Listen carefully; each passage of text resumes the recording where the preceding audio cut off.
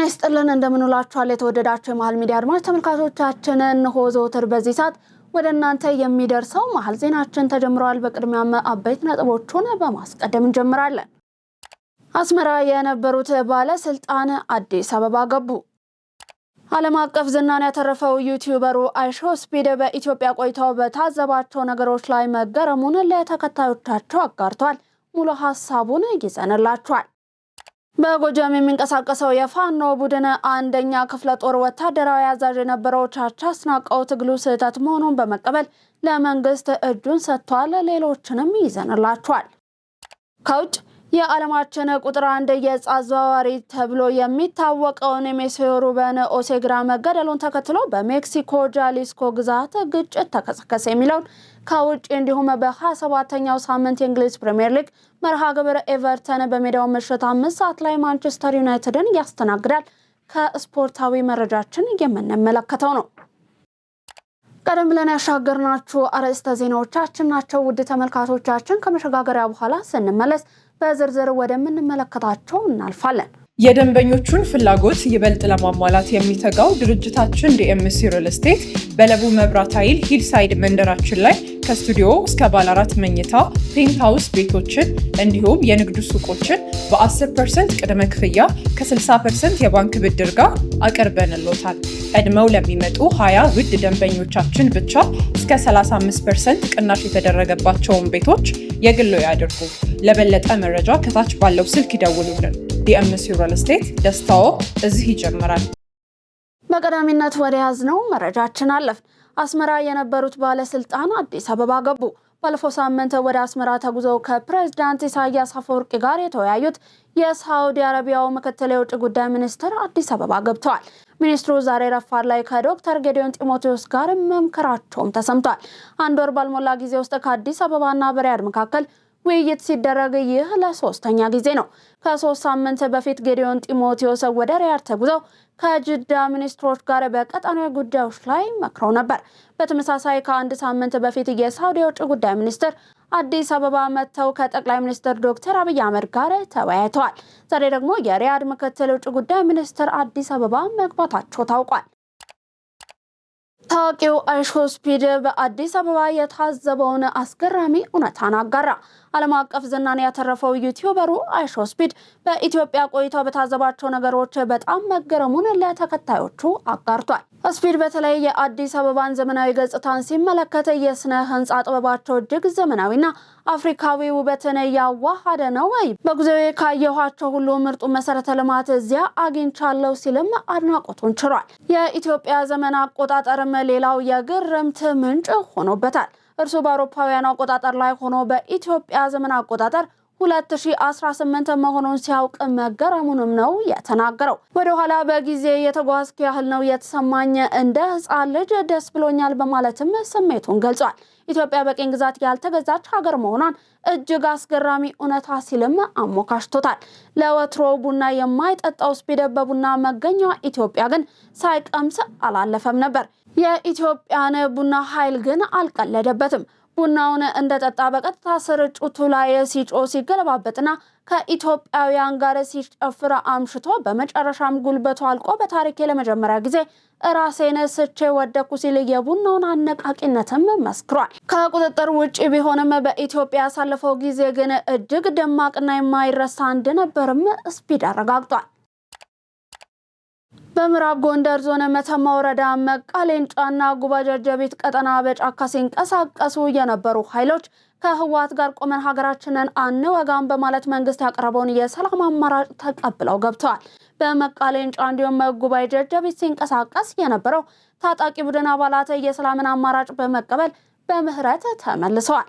አባላቱ አንድ ብሬን፣ አንድ ድሽቃ እንዲሁም የነፍስ ወከፍ መሳሪያቸውንና ትጥቃቸውን በማስረከብ ለመንግስት እጅ ሰጥተው ገብተዋል።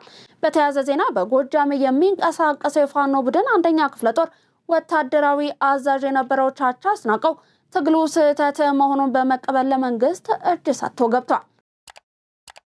7ኛው ጠቅላላ ምርጫ ነጻ፣ ፍትሃዊ እንዲሁም ዲሞክራሲያዊ እንዲሆን የሚጠበቅብንን እንወጣለን ሲሉ የፖለቲካ ፓርቲዎች ገለጹ።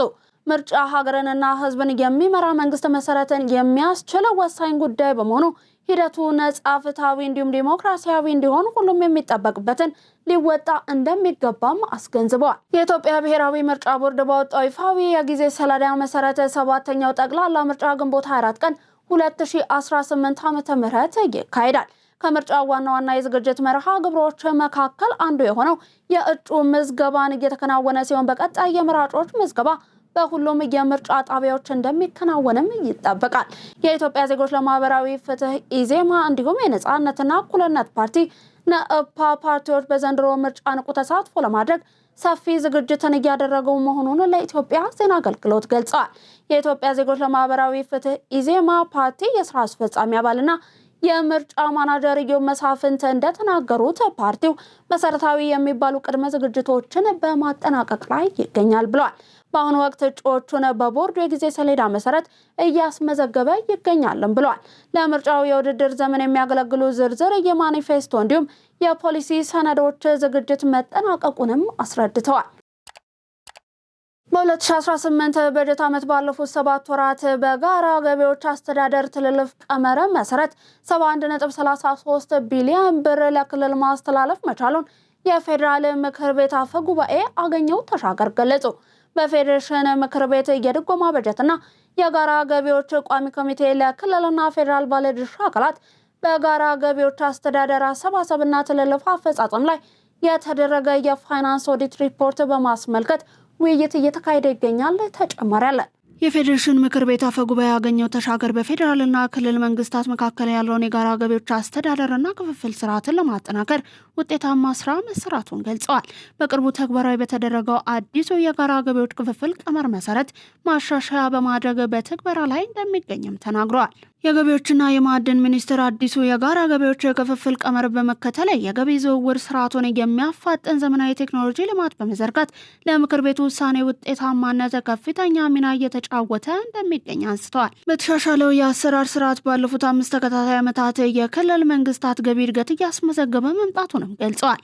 በዚህም የጋራ ገቢ ማሻሻያ ከመደረጉ በፊት 4.2 ቢሊዮን ብር የነበረው የክልሎች ድርሻ በ2017 ዓ.ም መጨረሻ ወደ 91.73 ቢሊዮን ብር ማደጉን አስታውቋል። በ2018 በጀት ዓመት ባለፉት 7 ወራት 71.33 ቢሊዮን ብር ለክልሎች ማስተላለፍ መቻሉንም አብራርተዋል። በፌዴራልና በክልል መንግስታት መካከል በተፈጠረው ጠንካራ ቅንጅት የመጣውን ለውጥ የፌዴራል ስርዓቱን የለውጡን ግብ የሚያሳካ ነው ያሉት የፌዴራልና የክልሎች የጋራ ገቢዎች አካል የሆነው የከፍተኛ ማዕድንና ፔትሮሊየም ልማት ሀብት የሚሰበስበው የሮያሊቲ ገቢዎች ከፍተኛ እድገት ማሳየቱንም ጠቁመዋል። የጋራ ገቢዎች አሰባሰብን አስተዳደርና ትልልፍ በማሻሻል የህዝቡን የልማትና የተጣጣመ እድገትን ለማረጋገጥ የሁሉንም አይነት የገቢ አማራጮች ማሳደግ እንደሚያስፈልግም አስገንዝበዋል። የፌዴራልና የክልሎች የጋራ ገቢዎች አካል የሆነው ከፍተኛ ማዕድንና ፔትሮሊየም ሀብት ልማት የሚሰበስበው የሮያሊቲ ገቢ ከጊዜ ወደ ጊዜ ማሻሻያ እያሳየ መምጣቱንም አስረድተዋል። ለክልሎች የሚተላለፉ የሮያሊቲ ገቢዎች አፈጻጸም በገለልተኛ አካል የፋይናንስ ኦዲት በማድረግ ግልጽነትና ተጠያቂነት መፍጠር የሚያስችል አቅጣጫ መቀመጡንም ገልጸዋል። በዚህም ከ2 ዓመታት በፊት በገቢዎች ሚኒስቴር እንዲሁም በማዕድን ሚኒስቴር የጋራ ገቢዎች አስተዳደርና ትልልፍ ላይ በፌዴራል ዋና ኦዲተር የፋይናንስ ኦዲት ቀርቦ የጋራ መግባባት በመፈጠር ሪፖርት መዘጋጀቱን አንስተዋል። በሁለቱ ተቋማት የሚተገበረው የጋራ ገቢዎች አስተዳደርና ትልልፍ የፋይናንስ ኦዲት ሪፖርት ግኝት ቀጣይ አቅጣጫ ለማስቀመጥ እንደሚረዳም አስረድተዋል። በምክር ቤቱ የድጎማ በጀትና የጋራ ገቢዎች ቋሚ ኮሚቴ ጸሐፊ ኃይሉ ኢፋ አዲሱ የጋራ ገቢዎች አስተዳደርና ትልልፍ ስርዓት በመርህ ላይ የተመሰረተና ግልጸኝነት እየተላበሰ ነው ብለዋል። በትግበራውም የገቢዎች ሚኒስቴር እንዲሁም የማዕድን ሚኒስቴር አፈጻጸምና የክልሎች ድርሻ ከፍተኛ እድገት እያስመዘገበ መሆኑን አስረድተዋል። በተያዘው በጀት ዓመት በኢንዱስትሪ ፓርኮች ውስጥ ከ18 ቢሊዮን ብር በላይ የሚገመቱ ከውጭ የሚገቡ ምርቶች በሀገር ውስጥ በማምረት መተካት መቻሉን የኢንዱስትሪ ፓርኮች ልማት ኮርፖሬሽን አስታወቀ። የኢንዱስትሪ ፓርኮች ልማት ኮርፖሬሽን ዋና ስራ አስፈጻሚ የሆኑት ዶክተር ፍስሐ ይታገሱ እንደገለጹት ከውጭ የሚገቡ ምርቶች በሀገር ውስጥ በማምረት ሀገሪቱ ታጣው የነበረውን ከፍተኛ ሀብት ማዳን ተችሏል ብለዋል። በተያዘው በጀት ዓመት እስካሁን በኢንዱስትሪ ፓርኮች ውስጥ ከ18 ቢሊዮን ብር በላይ የሚገመቱ ተኪ ምርቶች በጅማ፣ በአዳማ፣ በቦሌ ለሚ፣ በባህር ዳር፣ በድሬዳዋና በሌሎች የኢንዱስትሪ ፓርኮች የተመረቱ በሀገር ውስጥ መመረታቸውንም ተናግረዋል። በአልባሳትና ጨርቃጨርቅ፣ በአግሮ ፕሮሰሲንግ፣ በሜታልና ኢንጂነሪንግ፣ በኮንስትራክሽንና በቆዳ ውጤቶች ንጹህ ዘርፍ ከውጭ የሚገቡ ምርቶች በሀገር ውስጥ መተካታቸውንም ነው ያነሱት ዋና ስራ አስፈጻሚው። 14 ቢሊዮን ብር የሚገመት የገበያ ትስስር መፈጠሩንም አክለው ገልጸዋል። በተደረገ ስትራቴጂክ ጥናት የሀገሪቱ የማምረት አቅምን ከ90 በመቶ በላይ ከውጭ የሚገቡ ምርቶች በሀገር ውስጥ መተካት እንደሚቻል ያሳያልም ሲሉ ነው ያብራሩት። የሳይንስ ሙዚየም ለኢትዮጵያ ሳይንስና ቴክኖሎጂ ምርምር እድገት ጉልህ ሚና እየተጫወተ እንደሚገኝ የኢትዮጵያ ስፔስ ሳይንስ ማህበር ዋና ስራ አስኪያጅ ኪሩቤል መንበሩ ገለጹ። ሙሉ ሀሳባቸው እንደሚከተለው ተጠናቅሯል። የኢትዮጵያ ስፔስ ሳይንስ ማህበር አባላትና የተለያዩ የህብረተሰብ ክፍሎች የሳይንስ ሙዚየምና በሳይንስ ሙዚየም የሚገኘው የጠፈር ምርምር ማዕከልን ጎብኝተዋል። በዚህ የከዋክብት ምልከታ፣ የጠፈር ሳይንስ ገለጻ እንዲሁም የጠፈር ምርምር ማዕከል የጠፈር ዘጋቢ ፊልም ተመልክተዋል። የኢትዮጵያ ስፔስ ሳይንስ ማህበር ዋና ስራ አስኪያጅ ኪሩቤል መንበሩ በዚህ ወቅት እንደተናገሩት የሳይንስ ሙዚየም በአንድ ማህበረሰብ ሁለንተናዊ እድገት ላይ ጉልህ አዎንታዊ ተጽዕኖን ያሳርፋሉ። ይህ የሳይንስ ሙዚየም ማህበረሰቡ ስለ ሳይንስ ያለው አረዳድና እውቀት እንዲያድግ ከማደጉ በላይ ለዘርፉ ያለው ቀረቤታ ለማጠናከር ያግዛልን ብለዋል። በአዲስ አበባ የተገነባው የሳይንስ ሙዚየም በውስጡ በያዛቸውና ሳይንስን በቀላሉ ማስረዳት በሚያስችሉ ኤግዚቢሽኖች አማካኝነት ለዘርፉ እድገት ከፍተኛ አስተዋጽኦ እያበረከተ ይገኛልን ብለዋል። ሙዚየሙ በተለይ ታዳጊዎችና ወጣቶች ለሳይንስ ቅርብ እንዲሆኑ ከማድረጉ ባለፈ በትምህርት የቀሰሙትን እውቀት በተግባር አይተው እንዲረዱ ትልቅ ዕድልን ይፈጥራል። ማህበሩ በአቅም ግንባታ፣ በመሰረተ ልማት እንዲሁም ታዳጊዎች በዘርፉ ያላቸውን እውቀት እንዲያጎለብቱ የተለያዩ ተግባራትን እያከናወነ መሆኑንም ተናግረዋል። ማህበሩ ለሁሉም ክፍት መሆኑን በመጥቀስ ፍላጎት ያላቸው ታዳጊዎችና ወጣቶች አባል በመሆን እንዲቀላቀሉ ጥሪን አቅርበዋል። የኢትዮጵያ ስፔስ ሳይንስ ማህበር የውጭ ጉዳዮች አስተባባሪ ክብረት አብጽሃ በበኩላቸው የጉብኝቱ ዓላማ በስፔስ ሳይንስ የሚከናወኑ ስራዎችን ግንዛቤ ለመፍጠር ያለመ መሆኑን ገልጸዋል። ሳይንስ ሙዚየም ታዳጊዎችና ወጣቶች ወደ ዘርፉ እንዲቀላቀሉ መንገድ ከመጥረጉ ባለፈ ተመራማሪዎች ስራዎቻቸውን ለህብረተሰቡ ተደራሽ እንዲያደርጉ ትልቅ ፋይዳ እንዳለው ተናግረዋል። ጉብኝቱ ስለ ጠፈር እውቀት እንዲሁም ግንዛቤ እንደፈጠረላቸው የገለጹት ደግሞ ተማሪ ፍትህ ግርማና ጽዮን ብርሃኑ ናቸው። የሳይንስ ሙዚየም ከዚህ ቀደም ከነበረው በተለየ በአሁኑ ወቅት ለዘርፉ የተሰጠውን ልዩ ትኩረት የሚያሳይ መሆኑንም ገልጸዋል። በጎ አድራጎት ያለምንም ክፍያና ጎትጓች ለህሊና እርካታ፣ ለሰዎች ደስታ የሚከናወን የዕለት ዕለት ተግባር ነው። በኢትዮጵያ ባለፉት ዓመታት በጎ ፈቃድ አገልግሎትን ባህል በማድረግ በቤት እድሳት፣ በደም ልገሳ፣ ማዕድ በማጋራትና በሌሎች ዘርፎች በተከናወኑ ተግባራት በርካታ ዜጎችን ተጠቃሚ ማድረግ ተችሏል። የአዲስ አበባ ከተማ አስተዳደር የበጎ ፍቃድ ማስተባበሪያ ኮሚሽን ከፕሎጊግ ኢትዮጵያ ጋር በመተባበር በእንጦጦ ፓርክ ያዘጋጀውን የጽዳትና የበጎ ፍቃድ አገልግሎት መርሃ ግብር ተካሂዷል። በዚህ መርሃ ግብር ላይ ከሁሉም የከተማዋ ክፍለ ከተሞች የተወጣጡ በጎ ፍቃደኞች ተሳትፈዋል። የኮሚሽኑ ምክትል ኮሚሽነር አስራት ንጉሴ በመርሃ ግብሩ ላይ እንደገለጹት በጎ ፍቃደኝነት ለራስ የህሊና እርካታ ከመስጠት ባለፈም ጠንካራ የተሳሰረ ማህበረሰብን ለመገንባት ቁልፍ ሚናን ይጫወታል። አስተዳደሩ ይህንን ተግባር የዜጎችን ዘወትር ባህል ለማድረግ ባለፉት ዓመታት ትኩረት ሰጥቶ ሲሰራ መቆየቱን ጠቁመው በዚህም በከተማዋ በርካታ ነዋሪዎችን ተጠቃሚ ያደረጉ የበጎ ፈቃድ ተግባራት መከናወናቸውን አሳውቀዋል። በአሁኑ ወቅት በሙያቸውና በጉልበታቸው ለህዝባቸው የሚደርሱ ማህበረሰብ መፍጠር መቻሉንም አውስተዋል። ይህ ንቁ ትውልድ የመፍጠር ሂደት ተጠናክሮ እንደሚቀጥልም ነው የገለጹት። እንደ ፕሎጊንግ ኢትዮጵያ ሁሉ ህብረተሰቡም ሆነ ሌሎች አካላት ብዙ ጥቅም በሚያስገኙ በጎ ፈቃድ በመሳተፍ ሀገሩንና ወገኑን ማገልገል ይገባዋልም ነው ያሉት። የፕሎጊንግ ኢትዮጵያ መስራች ፕሮፌሰር ፍሬው ከፍ ያለው በበኩላቸው አካባቢን መንከባከብ የሁሉም ዜጋ የጋራ ኃላፊነት ነው ብለዋል። ከተሞችን የብልጽግና ማሳያ ለማድረግ እየተወሰዱ ያሉ እርምጃዎች ተጨባጭ ውጤት እያመጡ መሆኑን የከተማና መሰረተ ልማት ሚኒስትር ጫልቱ ሰኔ ገለጹ። ሚኒስትሩ የ2018 በጀት ዓመት የ6 ወራት የሴክተር ስራዎች አፈጻጸም ግምገማ መድረክን የክልሎች የዘርፉ አመራሮችና የስራ ኃላፊዎች በተገኙበት በአዳማ ከተማ እያካሄደ ነው። ተጨማሪ አለ። ሚኒስትር ጫልቱ ሳኔ በወቅቱ እንደገለጹት በለውጡ መንግስት ከተሞችን የብልጽግና ማሳያ ለማድረግ እየተወሰዱ ያሉ እርምጃዎች ተጨባጭ ውጤት እያመጡ ነው። የከተማ ነዋሪዎች ህይወትን ከመለወጥ፣ የምግብ ዋስትናን ከማረጋገጥ፣ የመሬት አስተዳደር ስርዓት ከማዘመንና የመኖሪያ ቤት አቅርቦት ችግርን ከማቃለል አኳያ አበረታች ውጤቶች መመዝገባቸውን ጠቅሰዋል። የከተሞችን መሰረተ ልማት በማስፋፋትና ዲጂታል አገልግሎትን ተደራሽ ከማድረግ አንጻር ተስፋ ሰጪ ተግባራት መከናወናቸውንም አመልክተዋል።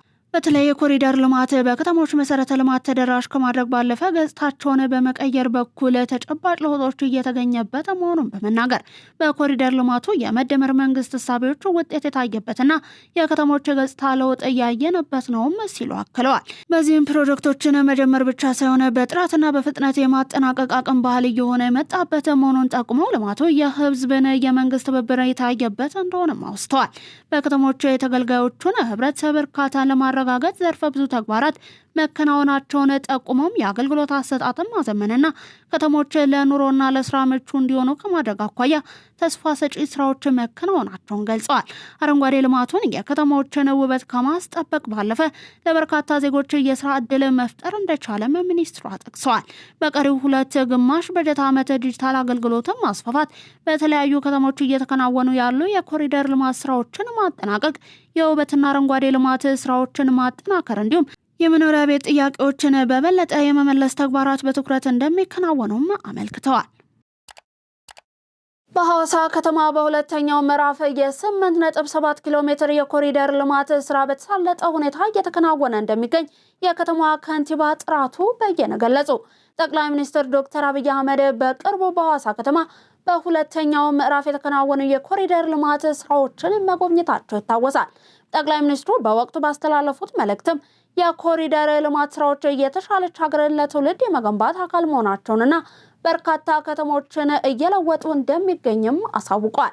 የሐዋሳ ከተማ ከንቲባ ጥራቱ በየነ ለኢትዮጵያ ዜና አገልግሎት እንደገለጹት በአሁኑ ወቅት በ8.7 ኪሎ ሜትር መንገድ ላይ እየተከናወነ የሚገኘው የኮሪደር ልማት መሰረታዊ የሚባሉ አገልግሎቶችን ለህብረተሰቡ ተደራሽ የሚያደርጉ መሰረተ ልማቶችን ያካተተ ነው ብለዋል። ይህ የልማት ስራ የከተማዋን ገጽታ ከመቀየር ባለፈም የነዋሪዎችን የኑሮ ሁኔታ ለማሻሻል ያለመ መሆኑንም አብራርተዋል።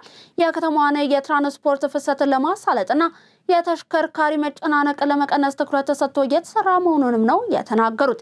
በዚህም የትራፊክ ፍሰትን የሚያቀላጥፉ 5 አዳዲስ የተሽከርካሪ ተርሚናሎች መገንባታቸውን ጠቁመው ከዚህ ቀደም በከተማዋ ያልነበሩ 13 ዘመናዊ የተሽከርካሪ ማቆሚያ ፓርኪንግ ቦታዎች መገንባታቸውንም ጠቁመዋል።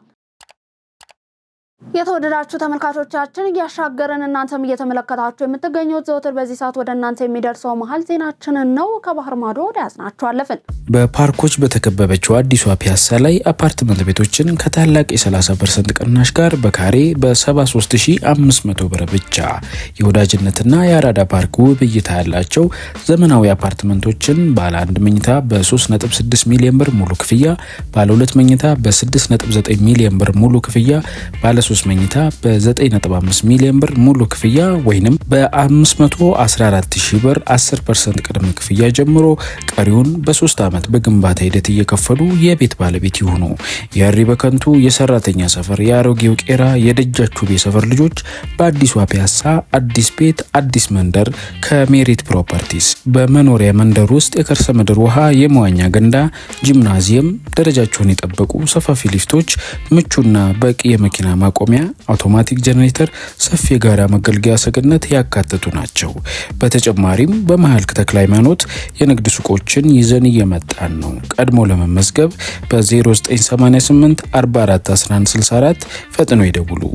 ሜሪት ፕሮፐርቲስ። ወደ ትራምፕ መኖሪያ ግቢ ጥሶ ለመግባት የሞከረው ግለሰብ ተገደለ። በፍሎሪዳ የሚገኘው የፕሬዝዳንት ዶናልድ ትራምፕ የግል መኖሪያና የቅንጦት ሪዞርት በሆነው ማር አላጎ ላይ ጥሶ ለመግባት የሞከረው የታጠቀ ግለሰብ በጸጥታ ኃይሎች መገደሉ ተሰምቷል። የአሜሪካው ምስጢራዊ አገልግሎት እንደገለጸው ከሆነም ግለሰቡ በሪዞርቱ ላይ ጥቃት ለመሰንዘር ሲሞክር በወቅቱ ጥበቃ ላይ በነበሩ የደህንነት አባላት እርምጃ ተወስዶበታል ብለዋል። የዓለማችን ቁጥር 1 የዕፅ አዘዋዋሪ ተብሎ የሚታወቀው ኔሜሲዮ ሩቤን ኦሴጌራ መገደሉን ተከትሎ በሜክሲኮ ጃሊስኮ ግዛት ግጭት ተቀስቅሷል። ኤልሜንቾ ቀደም ሲል ከታዋቂው ኤልቻፓ ጋር በመተባበር የጀመረው ቢሆንም በኋላ ግን የራሱን እጅግ ጨካኝ እንዲሁም ወታደራዊ መዋቅር ያለው ቡድን መመስረቱ ይታወቃል። በተለይም የጦር ሄሊኮፕተሮችን በመጣልና ፈንጂ የታጠቁ ድሮኖችን በመጠቀም የሜክሲኮን ጦር ሲፈታተን ቆይቷል። የመሪውን መገደል ተከትሎ የካርቴሉ አባላት በጃሊስኮ ግዛት የሚገኘው አውሮፕላን ማረፊያ በመውረር እንዲሁም ዋና ዋና መንገዶችን በታጠቁ ተሽከርካሪዎች በመዝጋት ከባድ ጥቃትን ሰንዝረዋል። ታጣቂዎቹ ትላንት ከቀኑ 8 ሰዓት በኋላ ከቤት የሚወጣ ማንኛውም ሰው ላይ ግድያ እንደሚፈጽሙ በማስፈራራታቸው በአካባቢው ከፍተኛ ድንጋጤ ነግሷል። ተሽከርካሪዎች እየተቃጠሉ ሲሆን የክልሉ ገዢ ነዋሪዎችም ለደህንነታቸው ሲሉ ከቤት እንዳይወጡ አሳስበዋል። አሜሪካ ለኤልሜንቾ መያዣ 15 ሚሊዮን ዶላር መድባ የነበረ ሲሆን ግድያው በዓለም አቀፍ የዕፅ ዝውውር መረብ ላይ ትልቅ ተጽዕኖ ይኖረዋልም ተብሏል። ይሁን እንጂ የቡድኑ አባላት በወሰዱት የአጸፋ እርምጃ አካባቢው ወደ ጦርነት ቀጠና ተቀይሯል። በመጨረሻም ዜና ስፖርት። በ27ኛው ሳምንት የእንግሊዝ ፕሪሚየር ሊግ መርሃ ግብር ኤቨርተን በሜዳው ምሽት 5 ሰዓት ላይ ማንቸስተር ዩናይትድን ያስተናግዳል። በአራት ተከታታይ ድል በኋላ የአቻ ውጤት ያስመዘገበው ማንቸስተር ዩናይትድ ወደ ድል ለመመለስ ወደ ሜዳ ይገባል። ሁለቱ ቡድኖች እርስ በርስ ካደረጓቸው ያለፉት 5 ጨዋታዎች መካከልም ማንቸስተር ዩናይትድ ሁለቱን ሲያሸንፍ ኤቨርተን በአንዱ ድል አድርጎ በሁለቱ አቻ ተለያይቷል። ማንቸስተር ዩናይትድ የዛሬውን ጨዋታ የሚያሸንፍ ከሆነ ነጥቡን ወደ 48 ከፍ በማድረግ አራተኛ ደረጃን ከቼልሲ የሚረከብ ይሆናል። ዜናዎቻችን አበቁ። ምርጫችሁ አድርጋችሁ ተከታተሉን ስለነበረ እጅግ እናመሰግናለን። ዜናውን ላይክና ሚዲያችንንም ሰብስክራይብ በማድረግ ቤተሰብነታችሁን ታጠነክሩ ዘንድ ያክብሮ ግብዣችን ነው። ከዩቲዩብ ያለፈ በቴሌግራም በፌስቡክ እንዲሁም በቲክቶክ ገጾቻችን ተጨማሪ ይዘቶቻችን እንዲደርሳችሁ ፎሎ፣ ላይክ፣ ሼር እያደረጋችሁ መከታተል ትችላላችሁ። በእኔ ቦታ በቃው። ሰናይ ቀን ተመኘን።